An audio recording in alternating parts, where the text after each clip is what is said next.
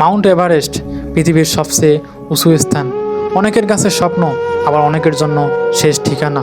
এখানে প্রতিটি ধাপ খুব কঠিন, প্রচণ্ড ঠান্ডা, অক্সিজেনের ঘাটতি, সেখানে শ্বাস নেওয়াটাই হয়ে যায় একরকম যুদ্ধ। ৮,০০০ মিটারের উপরে একটা জায়গা আছে যাকে বলা হয় ডেড জোন। এখানে মানুষের শরীর ধীরে ধীরে শক্তি হারায়, মাথা কাজ করা বন্ধ করে দেয়। একটা ছোট ভুল মানেই সব শেষ। এই পথেই বহু মানুষ আর ফিরে আসতে পারেনি। তাদের অনেকের দেহ আজও পড়ে আছে বরফের নিচে, কারণ এই উচ্চতায় কাউকে নামিয়ে আনা প্রায় অসম্ভব। 1996 সালে একজন ভারতীয় পর্বতারোহী ঝড়ে আটকে যান। তার সবুজ বুটের কারণেই তাকে সবাই চিনে নেয়। আজও সেই জায়গা অনেকের পথ চেনার চিহ্ন। একবার ভাবুন, বড় স্বপ্ন নিয়ে উঠেছিলেন, আর আজ তিনি নিজেই হয়ে গেছেন পথের অংশ।